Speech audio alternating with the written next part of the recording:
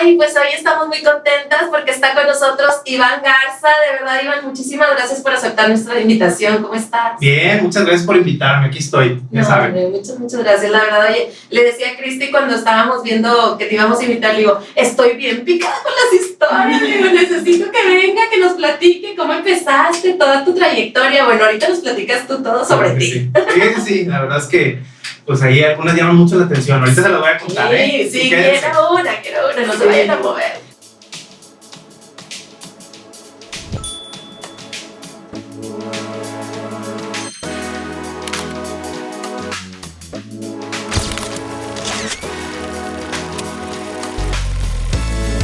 Bienvenidos a Platicando Ligero.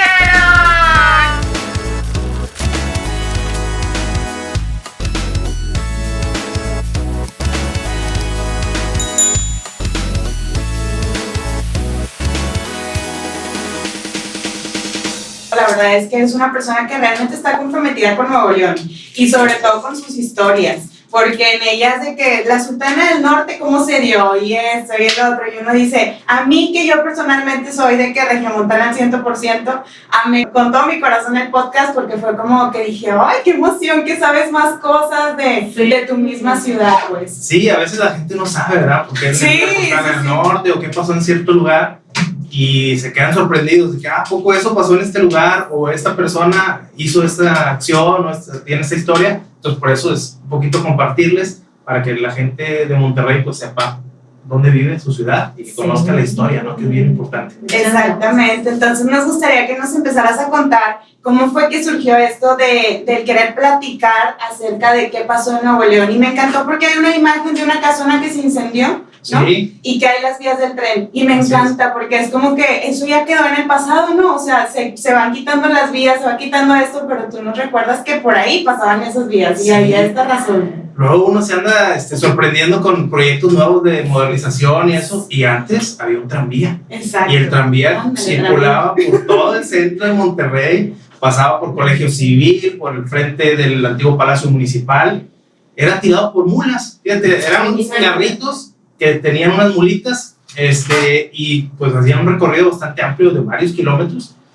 En algún momento se taparon en los 30s, la gente se le olvidó y en algunos trabajos que se han venido haciendo recientemente, del 2000 para acá, van saliendo los durmientes, van saliendo las vías y la gente, oye, ¿a poco había vías ahí? Sí, entonces, muy sorprendente, ¿no? Pero también pues es importante que la gente lo sepa. O sea, Monterrey ha sido una ciudad moderna o el área metropolitana desde siempre, o sea, desde principios de 1900, un poquito antes, con la instalación de la fundidora, de la cervecería, de varias empresas que nos dieron pues el característico sello industrial que tenemos. Industrial, exactamente. Sí, porque yo también cuando estaba viendo también el de Pancho Villa, sí, que vino a pedirle el dinero a los empresarios y demás, digo, entonces quiere decir que desde entonces... Oye, había lana. Había lana. Entonces venía donde había el billete, ¿no? Exactamente. Pero ¿cómo fue que dijiste, va, voy a documentarme y voy a hacer? A mí siempre me ha gustado la historia. La verdad es que aunque a muchos les parece aburrida, ¿verdad? Porque luego chutarse un libro y empezar a leer datos y números y cifras y fechas, es a veces complicado. Siempre me ha gustado. Entonces siempre he comprado libros desde hace más de 25 años, libros antiguos, libros de historia. Y en algún momento, fíjate, y bien curioso, esto nunca lo he platicado, pero se lo voy a contar. Hace algunos años, cuando empecé a mover más mi red en TikTok, pues pensaba cómo le puedo hacer, ¿no? Para que la gente pues, vea el contenido y se interese y junté a un grupo de chavos, de chavitos, o sea, no creen que 28, 29, no, chavitos de 16 a 20 y tantos, que son los que están en las redes, ¿verdad? Bien movidos. Entonces les dije, miren, tenía 50 seguidores, bien poquitos, o sea, iba empezando con la plataforma TikTok. Les dije, oigan, yo quiero compartir ciertas cosas, pero ¿cómo le hago para que la gente pues, se interese, ¿no? O sea, que se quede viendo la historia.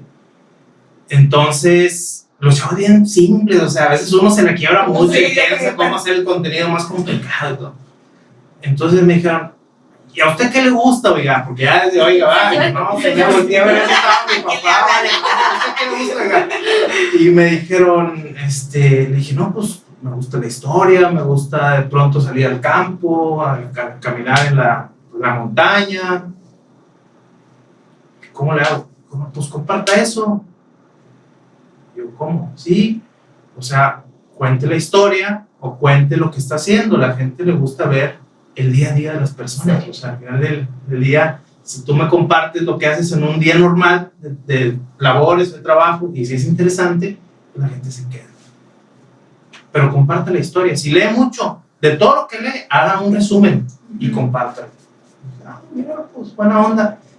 Pero obviamente pues hubo que buscar un estilo y una forma para contarlo. Entonces, si ustedes se fijan, las primeras historias pues son diferentes, no salía tanto a cuadro, era un poquito más narrado, y luego ya empecé a decir, bueno, pues a lo mejor sería importante salir y platicar y que la gente nos vea y ubicarnos en el lugar. Sí, y te dio un miedito, temorcito de que ay, qué pena salir, y por eso no, la verdad es que no.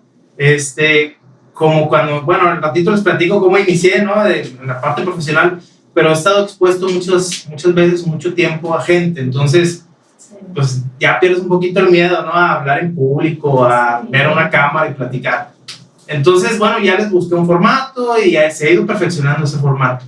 Y pues lo interesante es contar en poquitos minutos una historia, pero sobre todo ubicarse en el lugar donde ocurrió la historia. Que eso te atrapa. Porque eso conecta la historia, las personas y el lugar. Sí, es bien distinto ponerse a narrar un hecho con fechas, con datos, entonces eso lo vuelve como aburrido, monótono, ¿no? Pero ubicarte en el lugar, decir, aquí estuvo, aquí sucedió, por aquí entró Pancho Villa, por acá sucedió tal o cual cosa.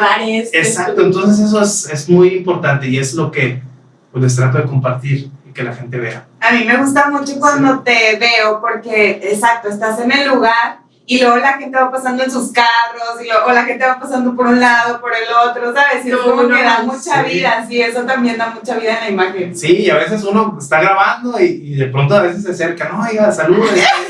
Sí, puedo salir, para que salgas en la historia, o vas a ir por atrás, claro, sí. De extra.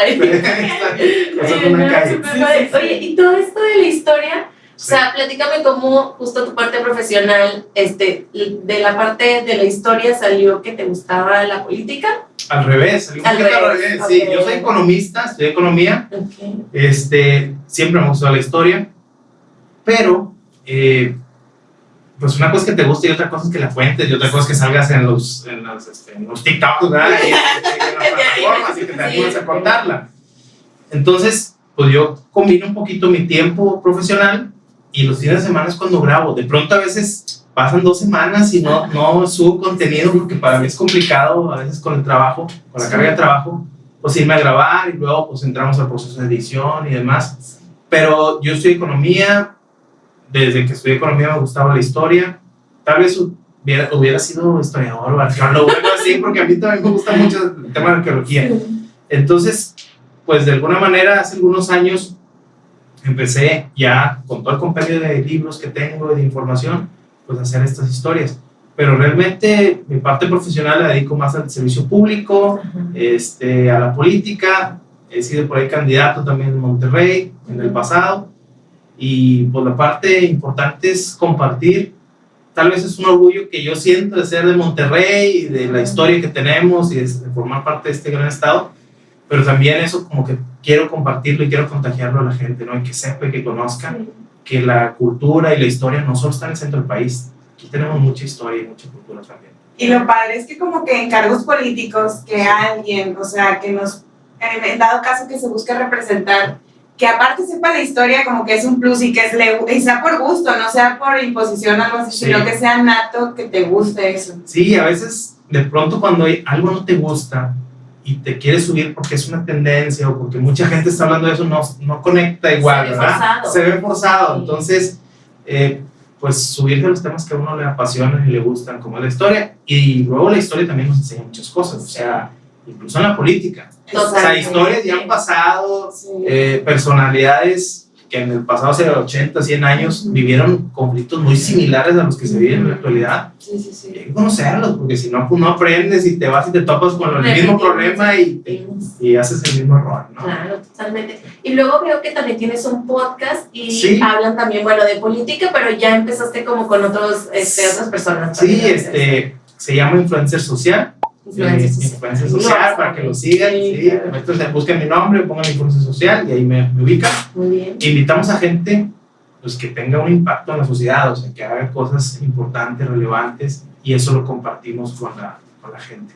Y ha estado con nosotros pues varios gente político, pero también no político. Estuvo por ahí Vero Marcos, que le mando un saludo a Vero. Vero Marcos, tuvo mucho éxito su podcast. Estuvo también Santiago Furcade, que se dedica a la parte de la comunicación, en los medios de comunicación, y varios políticos, ¿no? Entre ellos el exgobernador Fernando Canales, Mauricio Fernández nos invitó a su casa, vénganse a grabar acá, y ahí estuvimos grabando. La verdad es que bien interesante. Yo me llevé mis piedritas y mis cosas que yo tengo ahí, que me he encontrado, ¿no? En las caminatas. Sí. Es que también fósiles y todo eso. Y ahí estuvimos platicando un ratito.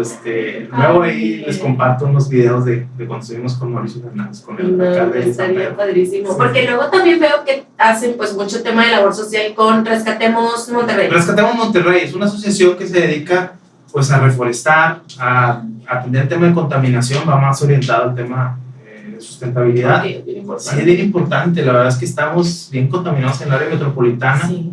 Y no ha habido pues algo así muy contundente que sea por parte de las autoridades. Y bueno, nosotros aportamos nuestro granito de arena llevando árboles, sembrando árboles en diferentes sectores de la ciudad.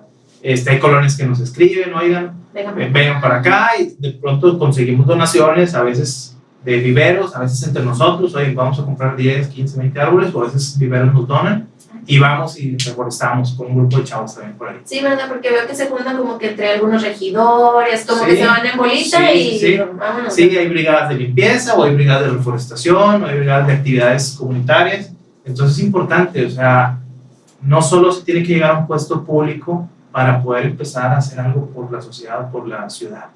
Entonces, sin puestos, sin un beneficio más que aportar algo a la ciudad y el gusto, pues hay que hacerlo, la ciudad lo necesita. Oye, y bueno, como comentario de tu parte profesional, pues obviamente aporta, pero creo que la parte de la historia como que te complementa cañón, ¿verdad? Sí, la verdad es que una tarde así padre de fin de semana en mi casa es ponerme un montón de libros ahí, y empezar a leer y empezar a buscar. A veces con un pequeño parrafito encuentro un tema y por ahí lo busco. Y luego dicen, oye, ¿cómo contaste que el nombre de la calle Washington no es por George Washington, sino es por un panadero que vivió ahí en esa casa, en ese lugar, en esa avenida, en esa calle? Y la gente no sabe y se lo cuentas y pues hay una sorpresa. O que por ejemplo Isaac Garza, el nombre de Isaac Garza de la calle no es por el empresario Isaac Garza, sino por un héroe, un chavo que juntó armas, que defendió la ciudad, que defendió de la invasión francesa. Entonces todos esos datos pues son padres, ¿no? Compartirlos y que la gente los pueda disfrutar como una historia, como un cuento, una historia, ¿no?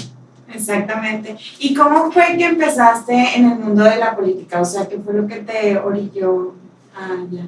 Fíjate que cuando yo estudié estaba muy en auge que los políticos estudiaran economía. O sea, era como que la época de los tecnócratas. Entonces, si quieres ser político, pues estudia economía. Entonces, yo estudié economía porque pues, a mí me gustaba el servicio, siempre me ha gustado el servicio, y no necesariamente desde la política. Desde que estuve en la prepa, me metí bien loco, porque mis amigos, eso los voy a contar, pero mis amigos iban a la pachanga y a las fiestas. Antes le decíamos a la disco, ahora es el antro, y ahora ya no sé cómo se llama, pero sí va cambiando de nombre. Yo me quedé como voluntario en la Cruz Verde Monterrey. Entonces tomé un curso de 1 año para ser paramédico. Y andaba en ambulancia, o sea, nos hablaban, íbamos a hacer base y guardia a la Cruz Verde Monterrey, que estaba ahí atrás de tránsito de Monterrey por Lincoln, y ahí nos quedábamos toda la noche. Yo hacía guardia de noche, de un viernes a un sábado, o de un sábado a un domingo, de 7 de la tarde a 7 de la mañana. Entonces el servicio ha sido algo que a mí siempre me ha gustado, me ha apasionado. Estuve ahí varios años colaborando en Cruz Verde de Monterrey, grandes amigos que conocí ahí, y grandes historias también de... Ya me imagino, pues de emergencias de noche, imagínate. Y algo que sí te marca, porque finalmente vas y atiendes a un grupo de jóvenes, de pronto alcoholizados, que tuvieron un accidente, te toca ver a sus papás cuando llegan, a ver O sea, Ay, la desesperación y las escenas eran desgarradoras, impactantes. Y a mí bien chavito se me quedó así bien claro de que, por ejemplo, conducir y tomar no era opción. Sí, entonces, sí me quedó bien marcado. Y yo creo que empecé así como que a tomar poquito ya muy grande, porque por ese chip que se te queda, ¿no? Esas imágenes que se te quedan de esos accidentes, algunos de ellos fatales, ¿no? Entonces empecé a los 17 años como paramédico y luego entré a un grupo de rescate con perros para búsqueda de personas desaparecidas en los cerros y en las lluvias y todo. Entonces entrenamos a los perros. Saludo a mis amigos de Rescate Canino Mexicano, que ahí nos juntamos cada año en la posada. Nos juntamos ahí, bueno, entrenamos a los perros. Estuve en un grupo de rescate con perros, que era el grupo de rescate de perros de protección civil. Antes no había. Entonces, y ya más grande, pues en la universidad, fui presidente de la Federación de Estudiantes, o sea, también me gustaba la política, ¿no? Ahí andaba, a punto el grito ahí con los planillas y todo eso. Y fui presidente de la mesa directiva de la Federación de Estudiantes. Y luego ya saliendo, me dediqué mucho a dar asesoría, porque mi papá tiene una empresa de asesoría de empresas. Y varios años estuve, unos 4 o 5, luego me encontré un buen amigo que me dijo, ¿qué andas haciendo? Le dije, pues estamos dando asesoría, consultoría. Y me dijo, hay unos proyectos en otros estados de la República, y me invitó a Michoacán, y me invitó a Coahuila, y ahí anduvimos. Y ahí empecé, pero siempre me gustó el PAN, la verdad, o sea, el partido. ¿Desde que empezaste? Desde que empecé, sí, cuando estaba en la universidad, invitamos a los candidatos a la gubernatura, que en ese momento estaba Fernando Canales, Natividad González Parás, Luis Eugenio Todd, que fue rector de la Universidad de Nuevo León, y los invitamos a la UDEM, y ahí me gustó más el perfil del PAN, y ahí me afilié al PAN en ese tiempo, sí, y ahí me quedé. Sí, y por ejemplo, cuando estabas en ese momento, que estabas chavito, ¿no? Y que natividad, y que esto, y que el otro, ¿qué era lo que sentías o qué era lo que pensabas? ¿Cómo hacías los contactos? ¿Cómo te movías? Fíjate que como chavo a veces se complica, pues hallar una ruta para contactar a políticos, a servidores públicos. Entonces, pues éramos un grupo de chavos, buscábamos los teléfonos, antes no había celular, ni que mándeme WhatsApp, no. O sea, era buscar el teléfono del despacho del gobernador, hablarle, comunicarte, pues te contestaba obviamente pues, una secretaria o particular, dejabas una información. Decía, ¿sabe qué? Sí, mándeme la invitación, mándeme un fax, o tráigame la carta personalmente, aquí se la sellamos. Y pues vamos a ver qué le responde la agenda del gobernador o del candidato. Ajá. Entonces, bueno, pues ahí andábamos tocando puertas y buscando los partidos políticos también, pues eran candidatos algunos. Después hicimos eventos con gobernadores y demás. Pero cuando eran candidatos, pues en los partidos y buscando ver dónde los encontramos en un mitin en la calle o algo para poderlos invitar. Y bueno, pues así correteando candidatos y pues me gustaba como que el ambiente, y ahí fue donde decidí entrar. Oye, ¿y alguna vez te imaginaste, bueno, en ese tiempo obviamente, que llegarías a ser candidato y que ya estarías como ahora sí mucho más arriba, por decirlo? Sí. En ese tiempo, pues no te imaginas mucho, o sea, piensas en que te gusta la actividad, en que te gusta estar con ciertos compañeros y amistades, y luego ya vas creciendo un poquito más y ya vas trayendo un poco más claro los objetivos, hacia dónde, ¿no? Entonces, tal vez cuando tendría unos 26, 27 años, ya tenía como que, o sea, yo quiero llegar a aquel lado, ¿no? Entonces hay que construir el caminito.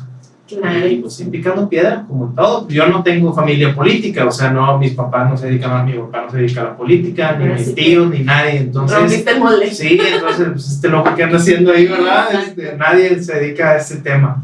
No les disgusta, pero tampoco se dedican a esto. Entonces, oye, pues en esta vez está más difícil, porque sí, pues el no tener a alguien que digas, oye, ¿y aquí cómo le hago? ¿Cómo me muevo? ¿Por dónde? Y a veces es complicado, ¿no? A veces es más fácil cuando hay una ruta de que no, pues es mi hijo, es mi pariente o lo que sea, y hay un camino recorrido, y ya arrancas de una plataforma pues un poquito más avanzada, ¿no? Y acá sí es picarle piedra, ¿no? Desde cero. Y ahorita que como quiera temas políticos, que está muy reñida ahí la cosa, ¿verdad? Es una cosa intenso, pero también, pues de alguna manera, los partidos en general y la política, pues la gente no no está metida, o sea. Nosotros la verdad no somos muy expertos. No.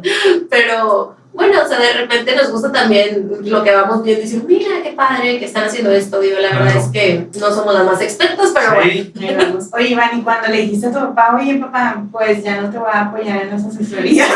ay, no, Me voy a ir de gira artística. No, fíjate que mi papá, la verdad, siempre muy abierto, o sea, lo que quieres dedicar, dale, o sea, nada más dedícate y enfócate. Sí, y hazlo bien. Y hazlo bien, o sea, no andes como que de un lado a otro. Pero no, lo tomó bien, la verdad es que lo tomó bien, me apoyó y todo. Entonces, en ese sentido, no hubo así como sentimiento de que ya te vas, ¿a dónde vas? Ya ¿no? me dejaste. Sí, no. sí, no. Ay, qué Y en bueno. esa experiencia que anduviste por varias partes, luego, ¿cómo fue el siguiente pasito? Porque siempre un movimiento nos lleva a otro lado, Sí. ¿no? Sí, la verdad es que andar en diferentes lugares también te abre un panorama distinto, o sea, como hay en México en el norte, uno en el centro, uno en el sur, y eso a veces en los estados, no solo aquí, sino en todos lados, se concentra uno mucho en lo local, pero dejas de ver todo el panorama nacional. Entonces, la verdad a mí me ha ayudado muchísimo, soy una persona que ha estado viajando mucho, todavía el año pasado pues, estaba en la Ciudad de México con un proyecto que estuve ahí 2 años, iba y venía, la verdad es que nunca me he cambiado full time a un lugar, no abandono mi terruño, no me voy de Monterrey, y mi familia tampoco se va, o sea,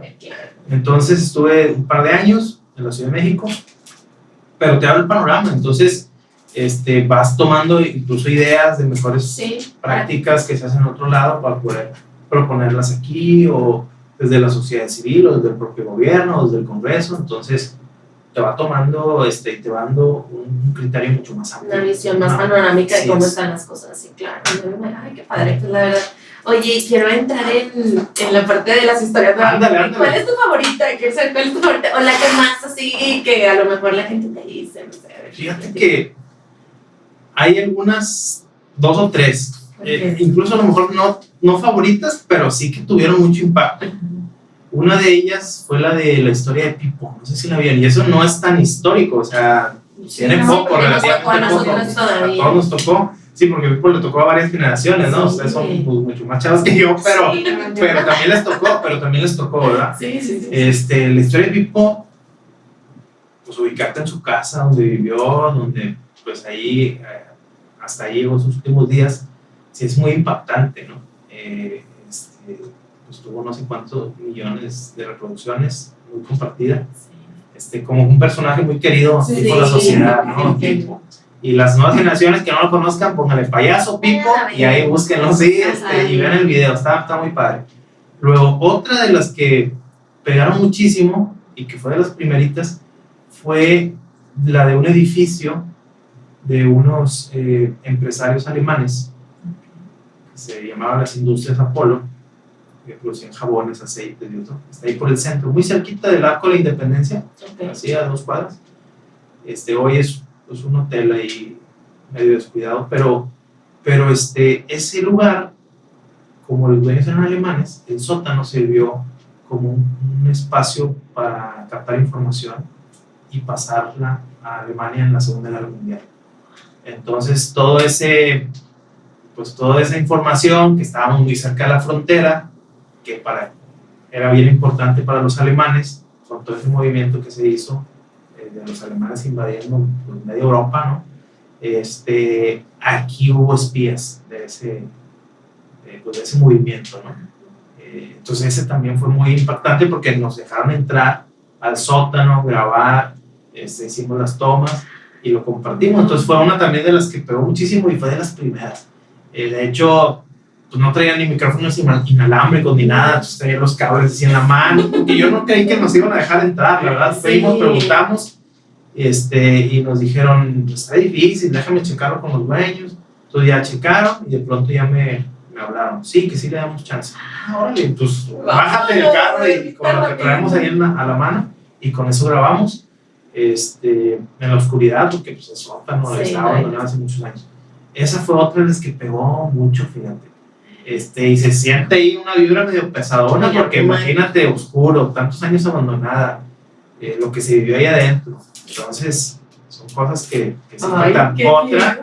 Otra, la de la Casa Aranberry. Y es muy la potente. Casa Aranberry ha sido como una historia pues, que ha estado a lo largo de muchas generaciones. Igual Entonces, cuéntalo brevemente sí, para el que no se la sepa, pues que... sí, la Casa Aranberry, que está pues, ahí sobre la calle, obviamente Aranberry, por eso le dicen así, fue pues, un lugar donde ocurrió un crimen de madre e hija.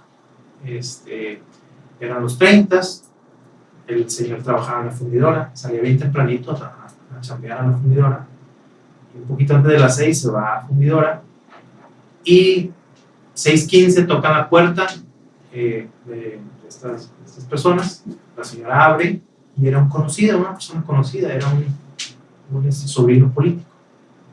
Entonces le inventa algo, oye tía, es que estamos buscando dinero para ver si nos vamos en un taxi porque no tenemos dinero, no sé qué. La señora pues se queda un poco confundida, 6:15 de la mañana, un sobrino pidiendo dinero a la puerta, y en eso otro de los cómplices le empuja la puerta y entra al lugar. Y ahí la someten, las amarran y demás, y sucede uno de los crímenes más horribles, más atroces que ha vivido Monterrey. No sé si hayan ido actualmente, eso ahora, bueno, fue un restaurante, sí, ahora fue un restaurante. como que hay una especie de exhibición. Pero obviamente pues, le van a cerrar algo así. porque qué fuerte, Es no que puedes la dar comida en una matanza, no se como que combina no. eso. Como que no checa, hubiera checado a lo mejor un poquito más un museo, una cosa así, ¿no? Pero comida y matanza. Sí. Ay, que le corte más. Hay que le baje el volumen. Que le baje el volumen.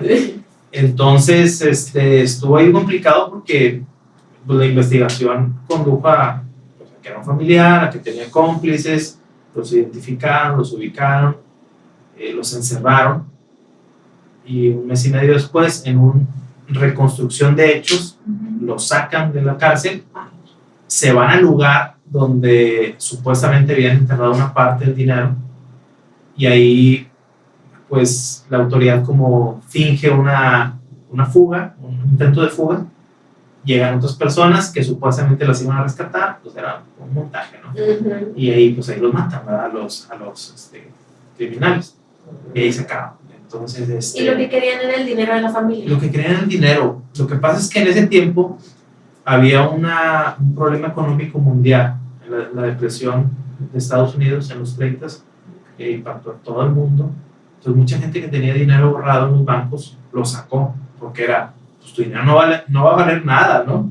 Entonces la gente lo sacaba, lo tenía en monedas de plata, de oro, y lo tenía en su casa, y a veces lo escondía bajo el colchón o en una pared, o por eso esas historias de los tesoros en las paredes, de las casas antiguas, enterradas, etcétera, porque pues sí era algo común, sí, era algo común que se usaba, que las familias ahí no tuvieran guardado. Pero escalofriante estar ahí en la casa Aranberry, sí. Y luego de pronto agarramos camino y nos vamos también a las montañas. Tenemos zonas arqueológicas, no sé si sepan, tenemos zonas arqueológicas en Nuevo León. No están obviamente como el centro del país, que son las pirámides, porque esas son mucho más antiguas. Sí. Son zonas arqueológicas de miles de años. En Mina, por ejemplo, está Boca de Potrerillos, un lugar muy, muy bonito, con cientos de petrograbados, o sea, pues, conocimiento de aquellas épocas. Estoy hablando 4.000, 5.000 años. Quedaron grabadas en las piedras. Y hay libros completos, investigaciones arqueológicas completas de Nuevo León. Wow. Y está padre, y se echaron una vuelta. Sí. Hay en Boca de Potrerillos, para los que gusten, hay un museo en la entrada, y luego hay un corredor, está pavimentadito y todo, y puedes ir viendo las piedras, los grabados. Y hay una zona que es la zona sagrada, que le llaman el promontorio, que es la zona ceremonial, por así decirlo. Que está ahí a unos 600 metros, que se puede llegar caminando sin ningún problema.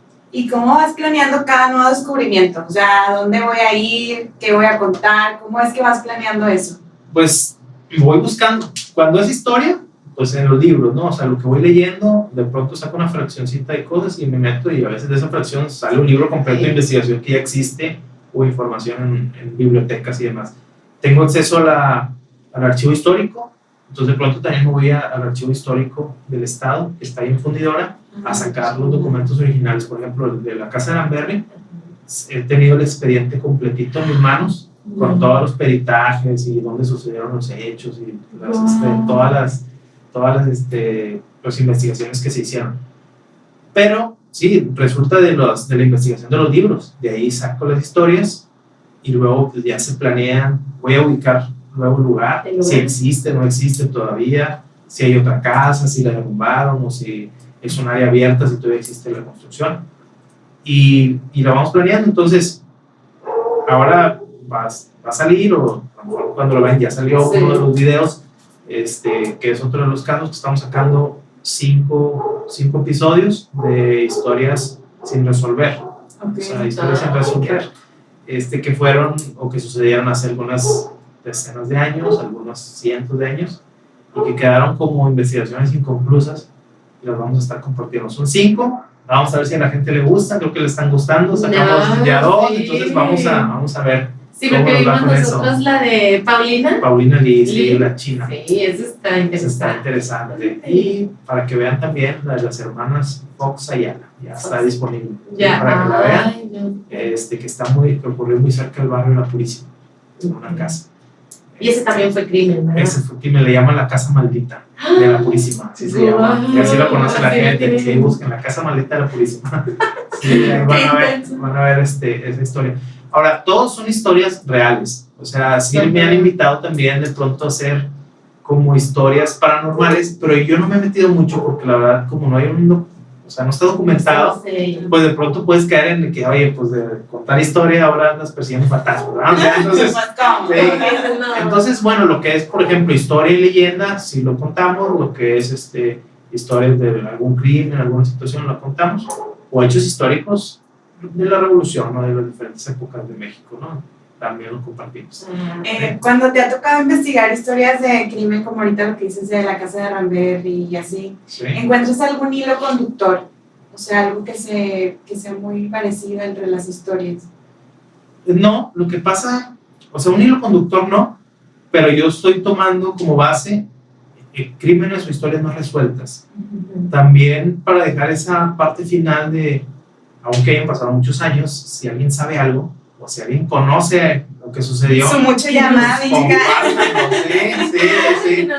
Entonces esa parte se queda abierta y si alguien conoce, porque hay muchísima gente que sabe más historias de cosas que pasaron a veces en un lugar. De pronto alguna historia de una casa, o por ejemplo la casa que se incendió ahí en el Colegio Civil, un montón de gente me escribió, oye, ahí hubo tal comercio, oye, ahí vivió tal persona. Entonces eso va alimentando la historia, porque mucho de eso no está ni siquiera documentado. Claro. Entonces son historias que se van pasando de generación en generación, que ocurrieron en los lugares y que es importante también abrir el tema a la sociedad, ¿no? Claro, porque es el vecino, el primo, el X, oye, y te van platicando. Y así se hace la leyenda, chica. Chismes de monerías, estás viendo toda la historia completa. Sí, qué padre. Y, por ejemplo, en esto de las leyendas, las historias y demás, ¿ha habido alguna que te haya conmocionado cuando la supiste, que te pasaron el dato, investigaste el dato y que dijiste, wow, qué impactante y mucha gente no lo sabe? Fíjate que hay algunos personajes que no tenía yo el tamaño del impacto que tuvieron en la historia y mucha gente no lo sabe. Por ejemplo, un personaje como Gonzalitos, sí, lo escucha uno, Gonzalitos, una calle, primero dice, la calle, pero luego te metes a ver la historia. Tráfico, vehículos, calles, contaminación, entonces te metes a leer la historia y es un personajazo, o sea, fue un médico, fue político, fue historiador, fue botánico, fundó el primer hospital así civil importante de todo el norte del país, fue diputado, o sea, la historia es enorme y entonces a veces un personaje te da para 5 historias o 4 historias o un lugar te conecta con un personaje. Por ejemplo, el primer hospital que existió como civil fue lo que hoy es la Casa del Campesino. No sé si han ido allá al centro de Monterrey, en la calle Mina, los domingos se instalan pues artesanos. Sí, váyanse a dar una vuelta. Por delante, sí, váyanse a dar una vuelta ahí. Hay antigüedades, hay artesanías, libros antiguos, etc. Bueno, en ese corredor, ya casi llegando a Constitución, en una esquina está la Casa del Campesino. Esa fue la primera casa así, civil que hubo en Monterrey, de la que se tenga documentación. Y era un lugar muy grande. De hecho, fue la casa de un alcalde, de uno de los primeros alcaldes de Monterrey. Bueno, ahí también fue hospital. Entonces, de ahí atendió Gonzalitos. Yo alguna vez fui a hacer la historia del mercado campesino, no del mercado, de la Casa del Campesino, y ahí me encontré un buen amigo, Juvencio Cabezales, que le mando también saludos, Juvencio. Y ahí nos contó algunas historias, me ingresó a un chat de historiadores, y yo iba a hacer la historia de la casa del campesino, pero ahí surgió que también había atendido en algunos momentos Gonzalitos. Entonces ya me metía más a detalle y no, pues hay una historia enorme ahí detrás de la casa del campesino, porque ya han pasado muchísimas cosas. Fue refugio también en la invasión norteamericana, o sea, todos los heridos los llevaban ahí. Imagínate un lugar con 20 habitaciones, que está ahorita, una parte sí está habitada, otra no, pero está en ese lugar donde desde aquí pasó todo esto. O sea, llegaron heridos que se salvaron y otros que no se salvaron, que ahí quedaron en esos cuartos, que fueron sus últimos minutos. Entonces, vivir la historia desde el lugar está muy impactante, ¿no? Guardan mucha energía. Entonces, ¿no? Sí, guardan mucha energía. Entonces, historias como la de Gonzalitos, como la de... Hubo un alcalde que fue 4 veces y fue gobernador, Manuel María del Llano, que a veces también... M. del Llano, es otra calle, que no le sabemos mucho la historia, pero fue un personajazo también. O sea, fue un liberal, fue el primero, incluso antes que Juárez, que separó Iglesia-Estado, aquí en Nuevo León. Entonces, pues hay personajes que con el tiempo se van perdiendo, pero luego ya te metes a la investigación y surge que son gente que tiene mucho legado y hay que estarlo pues difundiendo y promocionando, ¿no? Y hay personajes en la historia que tú puedas decir de que lo tomé como referencia, ¿no? O sea, me gustó esta ideología o esto que hace tal o tal de lo que he investigado, he aprendido. Pues no así, pero sí personajes que yo creo que son muy admirables. Gonzalitos es uno de ellos, M. ya no es otro. Te vas a la política, pues ves por ejemplo a José María Parás, es otro, el primer gobernador constitucional, que tiene una anécdota bien interesante. Quiero saber el chisme. Cuando recién salía la Constitución de Nuevo León, sí, pero podía salir. Cuando recién sale, se lo voy a contar, cuando recién sale la primera Constitución, pues se van a las votaciones ya contaban, ya había un órgano que decidía quién ganaba y quién perdía. Total, empatan, la elección era en el Congreso, o sea, no era abierta todavía, pero era en el Congreso. Entonces empatan con los votos. Y había una cláusula que decía que si empataban, el desempate era a través de un volado. Imagínate un volado. Y me juzgan a mí por hacer volados. Definieron la gobernatura en un volado. Se decide todo. Sí, entonces, aventaron el volado y ganó José María Parás. Había quedado empatados los votos. Gana y se convierte en el primer gobernador constitucional. Entonces, hacía anécdotas como esas históricas y dices, no, ¿cómo es posible que haya pasado esto? ¿Y eso hace cuántos años fue? Eso fue hace 180, no, sí, más o menos. Oye, yo qué dudo de que digo, hago papelitos, ¿sí o no? Para tomar decisiones, pongo un papelito, ¿sí o no? Lo digo, sí, ¿cómo puedes tomar decisiones? Pero la historia indica. Gobernadores elegidos así, que no decidamos azul o de un color de una camisa de un volado, ¿no? Exactamente, qué loco. Sí, entonces, pues un montonal de historias que te vas... Sí, me imagino todo lo que te vas enterando, o sea, que por eso te atrapa, la historia te atrapa. ¿Qué es lo que más te ha atrapado de la historia? Pues datos como eso, ¿no? O sea, que dices, ¿cómo no? Eso no es posible. O vas caminando por una plaza, y de pronto dices, lees algo y dices, esta plaza era un lugar donde ejecutaban a los prisioneros. Y pues son plazas públicas y hay jueguitos para niños, pero hace 150 años, imagínate ahí, apunten fuego y eso ahí se acaba. Y son plazas públicas, lugares de diversión. pues, hay historias de bandidos, por ejemplo, como la de Agapito Treviño, que lo mataron ahí atrás del antiguo palacio municipal, en la Plaza Hidalgo. Ahí lo mataron en la Plaza Hidalgo. Lo sacaron, el pelotón, ahí lo fusilaron, y ahorita pues, es un lugar público, ahí va la gente a caminar. Todo muy normal. Todo bien normal. Oye, Iván, aprovechando la vuelta. Sí, aprovechando la vuelta que te tengo aquí y es fidedigno. Es confiable.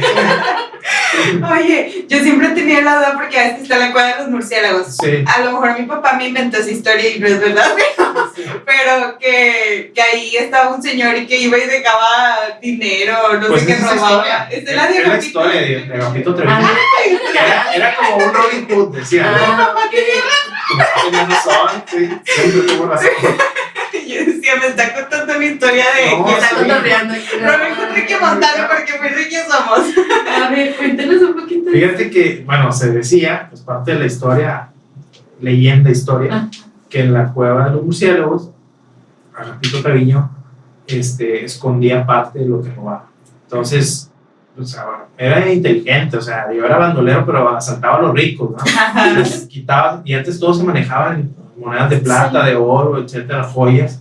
Entonces iba y las guardaba ahí. Y se cuenta la leyenda que ahí en la entrada, pues que si vas en la noche, se te aparece no sé qué, y que te dice todo o nada. Sí, también no sé me si acordaba han de eso. escuchado esa Sí, leyenda, claro, ¿no? Pues es leyenda, obviamente, ¿no? Pero, Es todo lo que tienes que contestar. pues, Si se les aparece, Pues, ¿qué pasa? todo, o sea, tienes que meterte que si es todo y a ver si sales. Por eso le pusieron una malla ciclónica. No, lo que pasa es que es bien peligroso porque está lleno de murciélagos y está lleno de guano y eso es tóxico. Sí, o sea, ahí no es como que te puedas meter tan fácil. Se ve Tienes muy un peligro bonito, la salud. sí, la vista, pero sí. Tiene un peligro la salud meterse, no se vayan a meter. No se metan, no se metan. Ya se debe haber llevado al tesoro. Oye, qué padre, ¿no? Y ahorita que cuentas todo eso, digo, si hubiera tenido un maestro de historia que nos contara así, creo que todos nos hubiera atrapado la historia y no se nos hubiera hecho tan aburrido. Sí, porque de chavito luego teníamos cada maestro que era memorizar. Lo que pasa es que a uno a veces le enseñan a memorizar sobre todos estos temas. ¿En qué fecha ocurrió la independencia? ¿En qué fecha ocurrió tal cosa? Entonces es aburrido. O sea, la verdad es que está muy aburrido. Pero sí contado y pasó esto y este personaje dijo esto.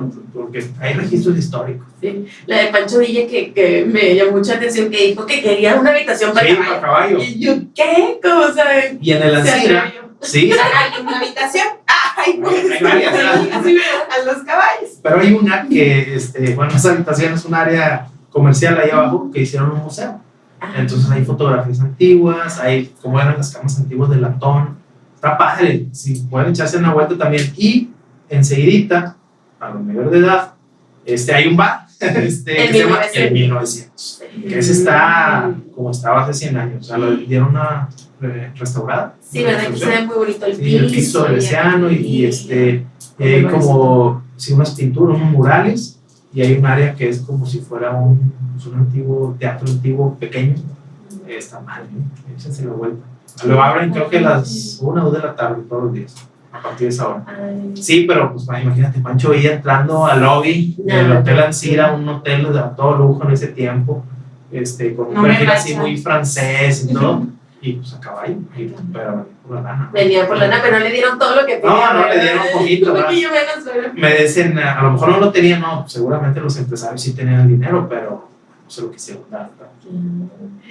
Pero yo creo que la curiosidad de tú querer saber de eso me llamó mucho la atención que dijiste, ¿verdad? Los niños en el parque jugando y saber que ahí estaban, de que los cañones, no sé qué, como que es la curiosidad de querer saber más. Fíjate que luego, cuando a uno le gusta esto, o sea, entras a un lugar antiguo y en lugar de ir a ver lo que está exhibido es, ¿qué sería aquí? O sea, ¿qué habrá sido? ¿Quién habrá vivido aquí?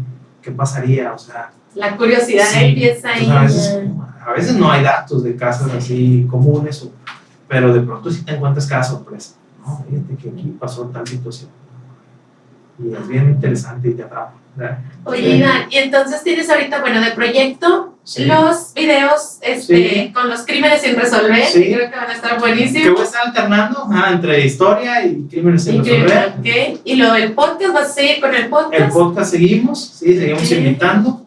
Y bueno, pues mi trabajo profesional, que es todos los días, Sí. ¿no? Que atendiendo. Oye, ¿cómo le haces para tener tiempo para todo? Pues sí, es complicado, la verdad es complicado porque a veces también el propio trabajo chambeamos fines de semana y a veces esos fines de semana pues ya no puedo grabar y lo dejo para el otro fin de semana y se va a atrasar un poquito el contenido, pero sí voy a tratar de estarles subiendo contenido muy seguido. Sí. Pero lo padre es que las leyendas y la historia se ve que lo haces con amor. Entonces Sí. todo lo que se hace con amor siempre se encuentra un lugar para...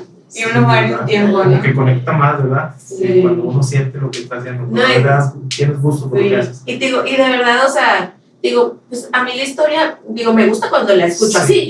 Entonces, ya cuando estaba viendo los videos, yo, no manches, está súper interesante. Y platicaba con mi esposo y yo le digo, hay que invitarlo, que venga, que nos platique cómo estuvo. Luego ya obviamente vimos la parte de tu trayectoria, que también fue muy padre. Entonces creo que de verdad agradezco mucho toda esta información que nos compartes, creo que es súper valiosa. El gusto es mío, qué bueno que me invitaron y tener la oportunidad de platicar. No, Iván, muchas gracias. Oye, Seguimos en el momento trucutrum. Sí, no, ¿Qué historia me van a sacar ahí de esta cajita? aquí va a salir la tuya, es la más importante. No, ¿sabes qué? Hacemos esta dinámica con nuestros invitados, les saco las cartitas, estas son cartas al universo, Ajá. tú eliges una y la lees y bueno, pues casi siempre queda muy ad hoc con nuestro invitado. Casi siempre. ¿Qué te quieres? Pues que sí. A ver. Nada más que aquí se van a estar bien. Sí, claro que sí, adelante. Es que sí está la letra chiquita. Sí, ahí va a quedar. Dice aquí, Qué bonito. dice, cuando una puerta se cierra, se abre el universo. El universo sabe cuál es el camino que debe... Pero como leyenda, pero como las leyendas. Ah. El universo sabe cuál es el camino que debo recorrer y me encamina hacia él. El fracaso o el rechazo es simplemente el redireccionarme a bendiciones aún mayores. Tengo la certeza que todo pasa por mí y eso me da mucha paz. No me pego ningún resultado porque me permito ser dirigido por el más abundante y poderoso. Gracias universo porque cada puerta que se cierra me abre un mundo de posibilidades.